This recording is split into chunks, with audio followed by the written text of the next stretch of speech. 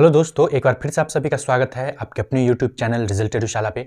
अभी आप देख रहे हैं जो विवाद में है जोशीमठ या ज्योतिर्मठ जिसको बोलते हैं, ये ज्योतिर्मठ का ही अपभ्रंश शब्द जो है ये जोशीमठ बन गया है। तो जो अभी हाल ही में जो चर्चा में है, आप देखेंगे कि जो यहाँ त्राहिमाम मचा हुआ है, ये किस कारण हुआ है, क्यों हो रहा है, इसका कारण क्या है, इसका उपाय क्या है, समाधान क्या है और सरकार का नजरिया और आपका हमारा नजरिया क्या है, इस पे इस सभी बिंदुओं पे हम आज चर्चा करेंगे। सबसे महत्वपूर्ण बात यह है कि यूपीएससी पॉइंट ऑफ व्यू से इसमें क्या महत्वपूर्ण है उस बिंदुओं पर हम चर्चा करेंगे। न्यूज तो हम देखते ही हैं, मगर एग्जाम के लिए जो महत्वपूर्ण है हमें उस बात पर ध्यान देना है।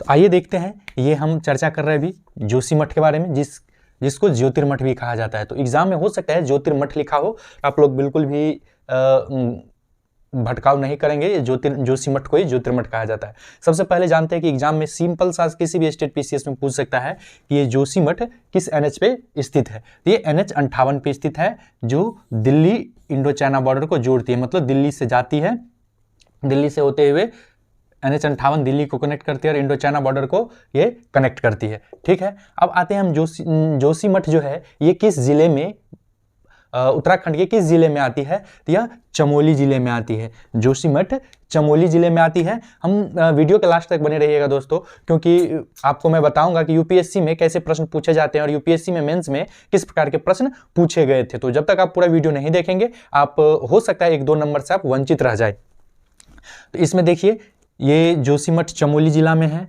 और चमोली जिला में अलकनंदा नदी बहती है, अलकनंदा नदी बहती है और चमोली जिला मध्य हिमालय के बीच में स्थित है। आपसे सीधा प्रश्न यह भी पूछा जा सकता है कि जोशीमठ किस हिमालय के मध्य स्थित है। तो जोशीमठ मध्य हिमालय के बीच स्थित है। जोशीमठ मध्य हिमालय के बीच स्थित है जोशीमठ। अब जानते हैं कि अलकनंदा नदी किस श्रेणी से निकलती है। तो अलकनंदा नदी जास्कर श्रेणी से निकलती है और इसी के साथ ही हम जानेंगे कि ये जो जोशीमठ में जो अभी चर्चा है, चार धाम परियोजना भी चर्चा पे। तो चार धाम परियोजना में 4 बिंदु कौन कौन से हैं, आइए उसको एक बार देख लेते हैं। तो ये हमारा चार धाम परियोजना है। इसमें जिस जिस बिंदु रास्ता कनेक्ट होगा चार धाम परियोजनाओं में, एक्सटेंड किया जाएगा, रास्ता बनाया जाएगा। इसमें एक बद्रीनाथ है, केदारनाथ है, गंगोत्री है और यमुनोत्री है। याद रखेंगे, चार धाम परियोजना में बद्रीनाथ, केदारनाथ, गंगोत्री और यमुनोत्री 4 पॉइंट को फोकस किया गया है। तो आइए अब देखते हैं कि जोशीमठ के बारे में कुछ महत्वपूर्ण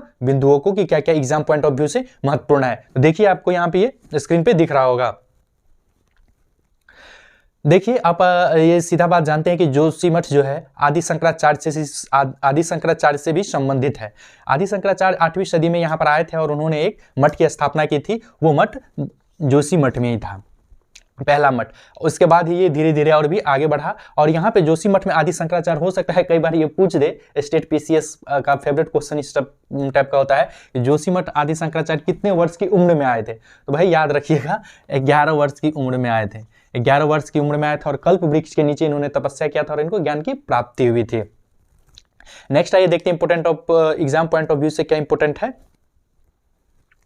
यहाँ पे देखिए, चीन सीमा से लगी हुई, यहाँ पे चीन सीमा से लगी हुई मान दर्रा और नीति दर्रा भी है, जो इसीलिए जोशीमठ बहुत ही महत्वपूर्ण हो जाता है। जोशीमठ से जो दूरी है, जो नीति, आइए इसको हम देखते हैं बढ़िया से।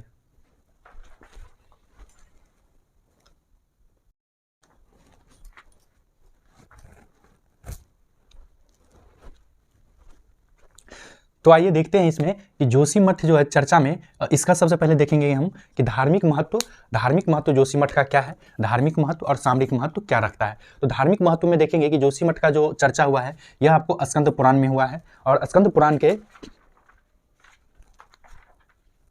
केदार खंड में जोशीमठ का चर्चा हुआ है। इसके बाद जोशीमठ का चर्चा विष्णु पुराण में और शिव पुराण में भी हुआ है। तो धार्मिक दृष्टि से भी देखेंगे, अगर हम भारत का इतिहास में या कला संस्कृति में अगर आप देखेंगे, ये धार्मिक महत्व में जो है जोशीमठ का चर्चा है। तो एग्जाम पॉइंट ऑफ व्यू से यूपीएससी चाहे कोई भी स्टेट पीसीएस इसको पूछ सकता है। धार्मिक महत्व में भी कला संस्कृति में धरोहर है हमारा ये, तो विष्णु पुराण में, शिव पुराण में, स्कंद पुराण के केदार खंड में इसका चर्चा किया गया है। अब आते हैं हम सामरिक महत्व में, देखते हैं कि जोशीमठ का क्या महत्व है। सामरिक महत्व में देखेंगे हम कि विश्व धरोहर फूल की घाटी यहीं स्थित है।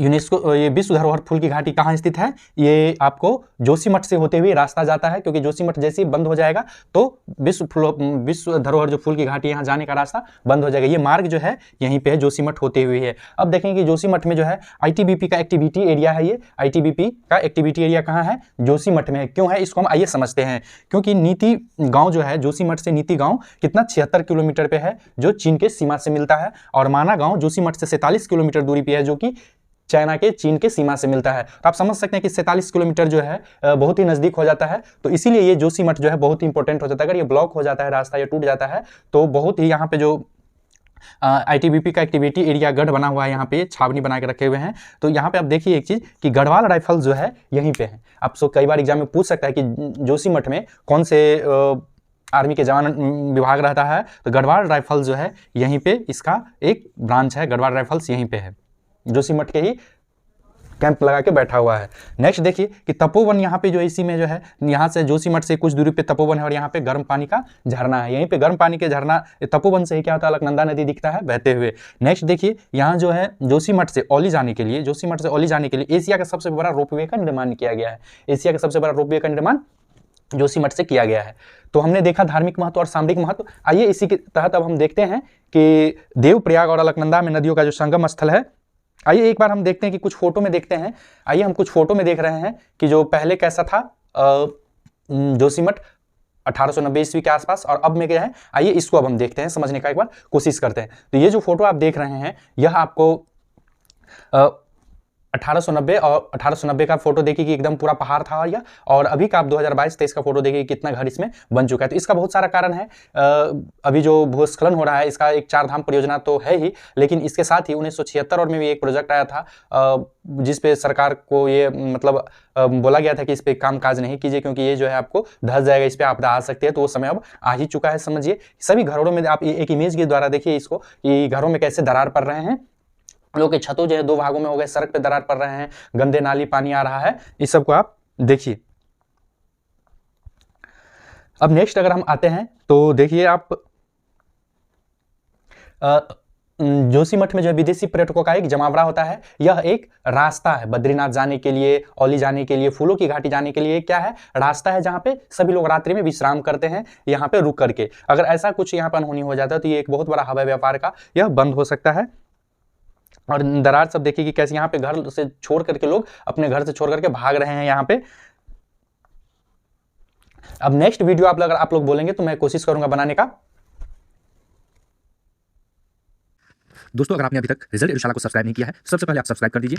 नेक्स्ट जो आपका काम है वो क्या करना है, तो आप इसके बाद सब्सक्राइब अगर कर दिए तो बेल आइकन को प्रेस कर लीजिए। बेल आइकन प्रेस कर लिए हैं, देन उसके बाद आप इसको शेयर भी कर दीजिए। नेक्स्ट चलते हैं हम ज्योतिमठ पे। जो अभी हम देख रहे थे कि आपको बताया था कि इमेज के थ्रू हम समझेंगे, तो वो ये इमेज है कि यह देखिए 1890 का ये इमेज है। और यहाँ पे अगर आप देखेंगे जो मैं कवर एरिया कर रहा हूँ, ये पूरा ग्रीनरी एरिया है। यहाँ पे कुछ घर आपको दिख रहे हैं, मैं इसको थोड़ा साफ कर दे रहा हूँ। नेक्स्ट इमेज में हम इसको देखते हैं। देखिए नेक्स्ट इमेज में देखते हैं अगर हम, तो ये देखिए यहाँ ये ग्रीनरी एरिया है पूरा, और यहाँ पे कुछ ही घर है। यह 1890 का इमेज है, यह 1890 का इमेज है। और यह अगर आप देखेंगे तो यह 2023 का इमेज है।